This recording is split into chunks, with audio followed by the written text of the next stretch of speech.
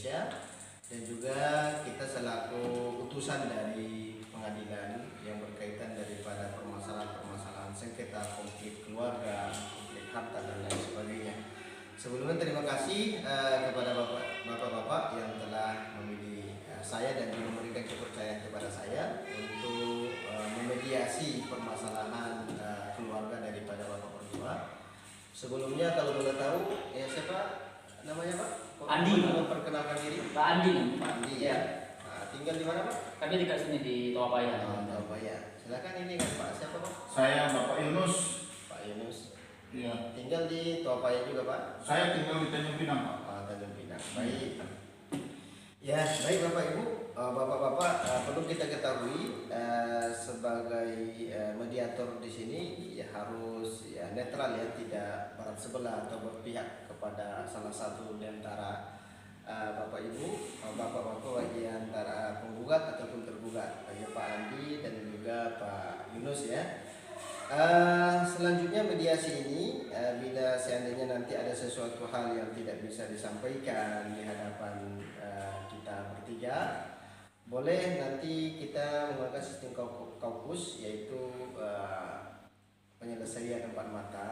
Nanti kita atur waktunya, jadwalnya. Mungkin terlebih dahulu bertemu dengan Pak Andi, kemudian setelah itu baru bertemu dengan Pak Yunus.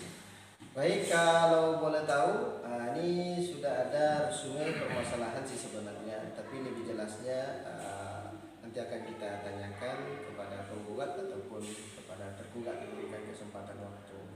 Dan sebelumnya kita ya punya tata tertib ya, aturan-aturan yang bisa kita sepakati bersama agar mediasi ini berjalan lancar sesuai dengan harapan dan keinginan kita.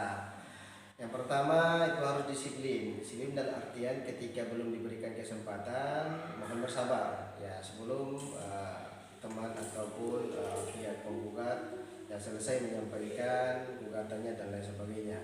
Kemudian yang kedua, tidak boleh mengeluarkan kata-kata yang tidak baik berupa caci maki, menghina dan lain sebagainya ya. Ada yang ketiga, tidak boleh main tangan ya, tidak boleh main kasar. Maka kita tidak menyediakan hal-hal yang mungkin perangkat kasar ataupun yang lain yang bisa menyebabkan cedera dan lain sebagainya. Dan tidak, ini yang paling terpenting ini yang keempat ini Pak ya, tidak boleh ya menyela ketika ada salah satu di antara tergugat ataupun tergugat berbicara, menyela perbicaraannya. Baik, langsung saja mungkin permasalahan ya, yang harus kita mediasi pada saat ini dipersilakan kepada Pak Andi. Ya, sepertinya gugatan ini bersumber dari Pak Andi nih Pak. Ya betul. Terima kasih Pak. Ya, kami kan sedang ada musibah. Orang tua kami menghadapkan ini abang adik membaik selama ini. Memang saya agak sibuk mulai di luar kota dan sebagainya. Jadi ketika meninggal ternyata abang saya ini ya, karena dia udah lama sama bapak ibu kami ngurusnya dan saya ada orang rantau. Pas meninggal ternyata semua harta itu diambil dia semua. Padahal dia orang agama juga Pak. Saya paham, saya orang syariah juga mestinya kan. Ya masa iya harta semua diambil abang saya semua. Tahu saya nggak ada istilah abang Ya mana aja. Nggak ada. Sesuai dengan kata kita tadi, tidak boleh menyela dan tak ada emosi ya, mohon bersabar. Ya tadi bilang kan, ya makanya saya nggak bisa kalau sudah bisa nikah putusan di sini, makanya saya naik pengadilan apa kira-kira macam mana tanya agama sesungguhnya. Nah, putusan sesungguhnya bisa diputuskan adil-adilnya kan. Itu aja mungkin yang saya inginkan Pak. Mungkin ada yang lain lagi? Ada itu aja, saya ingin ya dapat mereka dibagi lah semua itu, jangan sampai nggak ada sama sekali pun ya. Kalau hukum Islam setahu saya ya itu dapat pun. Ya bisa juga manggil yang lain untuk namanya ini ya. Saya coba gugat. Baik, terima kasih Pak Andi yang sudah menyampaikan komponen ataupun isi dari gugatannya terkait daripada pembagian harta ini ternyata ya, harta warisan. Ya silahkan, apa yang menyebabkan Pak Yunus mengambil secara keseluruhan atau mungkin kebanyakan daripada harta peninggalan orang? Silakan. Ya selama ini yang mengurus orang tua kami saya sendiri. Itu kan ini Pak. Ya, mohon bersama Pak. Sesuai dengan kesepakatan kita awal, tidak boleh ya menyela ya ketika mungkin ada salah satu di antara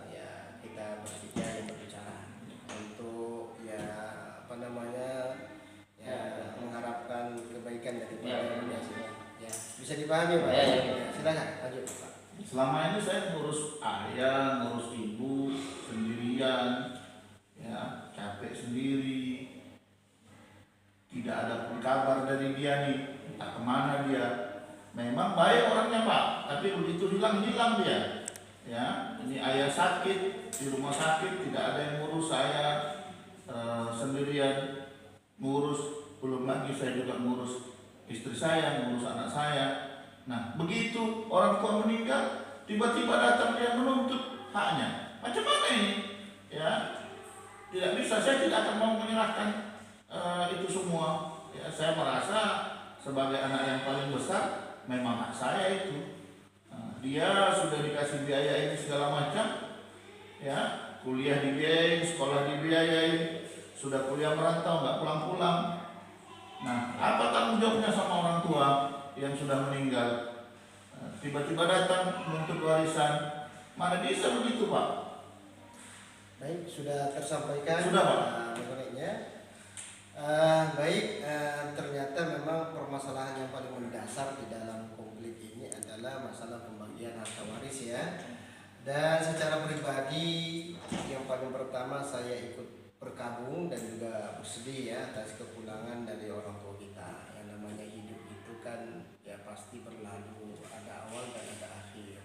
Kita tidak bisa menentukan kapan akan kita dan lain sebagainya. Yang mungkin dari pihak adik ini, ya pihak Pak Andi ini, ya mungkin karena ada kesibukan dan lain sebagainya sehingga tidak ada kabar, dan ketika dapat kabar bahwasanya orang tua telah wafat dan meninggal dunia, beliau menyampaikan hadir. Ya, dan juga kepada pihak abang yaitu Pak Yunus ya, selaku anak tertua dan anak dari peninggalan orang tua kita ini hanya berdua nih Pak ya. Ya, betul. Ini berdua saja. Tidak ada anak angkat dan lain Tidak sebagainya, ada. tidak ada ya. Baik, sebenarnya apa yang telah dilakukan dan diperbuat oleh Pak Yunus itu sudah amat sangat mulia.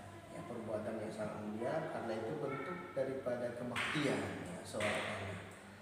Kalau kita melihat dari potensi kebaikan dan pahala, memang ya lebih besar potensi pahala yang diperoleh oleh Pak Yunus selaku abang dibandingkan Pak Andi yang mungkin sibuk merantau entah kemana-mana ya, seperti itu. Ya, yang jelas ya kebaktian dan juga apa yang dilakukan oleh Pak Yunus untuk merawat orang tua dan lain sebagainya itu menjadi bentuk ibadah yang luar biasa ya, kebaikan yang luar biasa. Tapi ingat Pak, ini sudah ada ya konsep mendasar di dalam pandangan syariat itu sendiri, bagaimana teknis pembagian harta. Ya, tidak serta-merta kita merasa lebih berbakti sehingga mengambil sesuka hati kita pada yang kita inginkan. Baik ya dari segi pandangan syariah, baik ya dari segi pandangan hukum perdata, tetap ada keadilan. Ya, keadilan yang kita tawarkan ini mungkin mudah-mudahan dapat disepakati, yaitu kalau dia selaku anak laki-laki, ya potensinya dan juga posisinya adalah sebagai asobah. Asobah itu ya bagian daripada sisa yang telah diberikan kepada orang lain, sisanya itu baru didapatkan oleh anak laki-laki ini.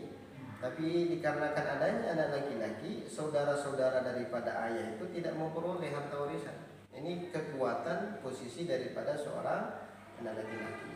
Bari simpel saja pembagiannya, yaitu dibagi dua. Awalnya memang dalam sengketa ini ya pihak Pak Yunus mengambil 80%, kemudian sisanya cuma 20%. Itu tidak ada keadilan, ya. Jadi bagusnya memang ini tawaran kita, mudah-mudahan bisa disepakati ya. Bagusnya baik dalam pandangan syariat ataupun kompilasi hukum Islam itu dibagi dua.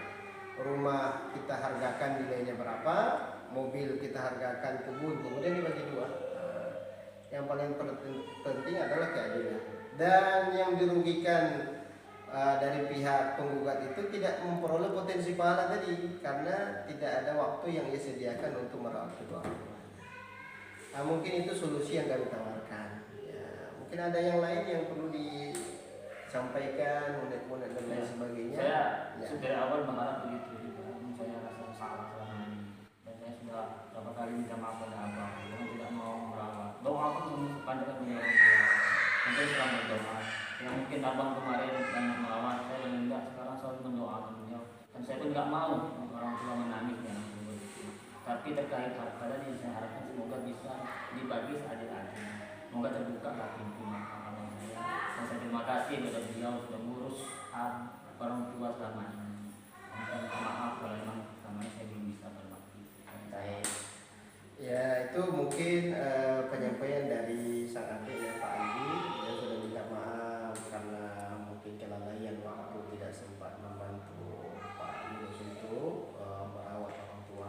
Ini mungkin ada yang lain dari Pak Yunus.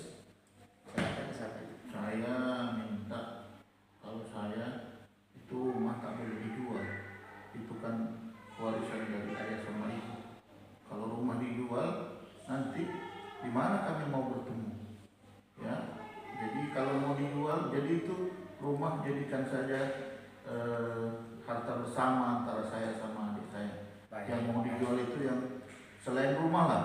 Nah, Karena mungkin rumah itu sudah ditempati oleh kakek orang tua ya. iya, Itu tergantung sudah kesepakatan turun saja. temurun itu.